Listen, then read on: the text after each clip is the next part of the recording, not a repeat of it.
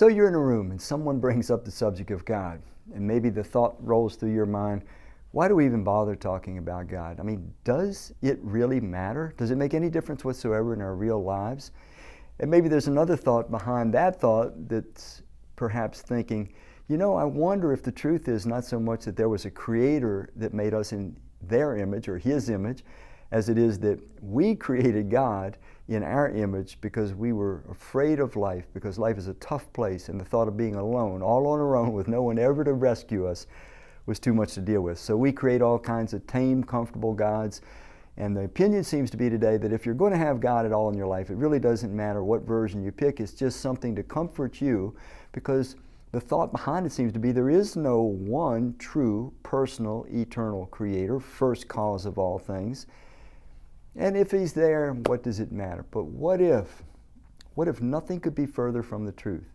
What if, in fact, God matters more than anything else? What if the truth is that knowing God, relating properly to the one true God, is the key to the development of the content of our character, as well as the quality of our life and our eternal destiny?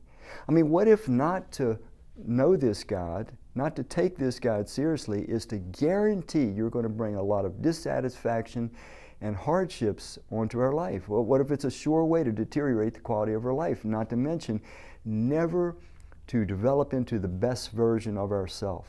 What if God is the key to that? What if without relating to our Creator, we never become who we were meant to become, and we never do what we're meant to do? We never are quite fully human and fully alive in the way that this Creator designed us to be.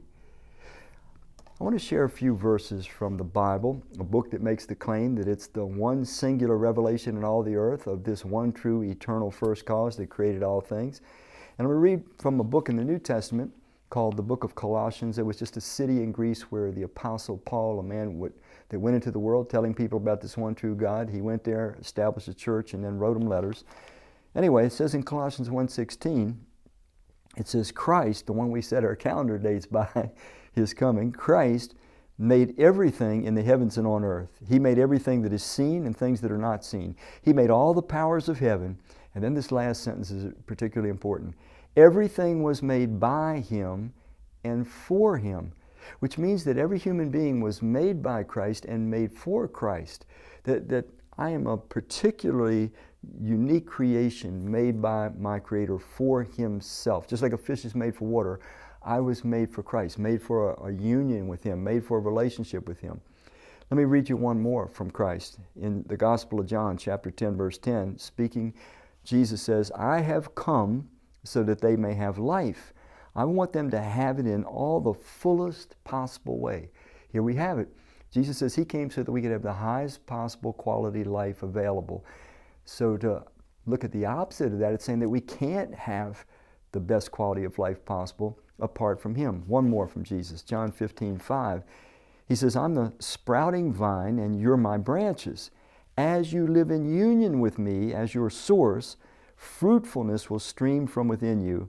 But when you live separated from me, you are powerless. So here's this Creator again saying that unless we live in a union with him, a union that's based on our trust in him, that our lives, they lose the quality, they lose the impact that they were destined to have, that we are powerless to live the kind of life that we were meant to live and become who we were meant to become as human beings. It's something to think about, and you might even have somebody that you'd like to share this with, and even better yet, you might have somebody that you can talk about this with. Thank you.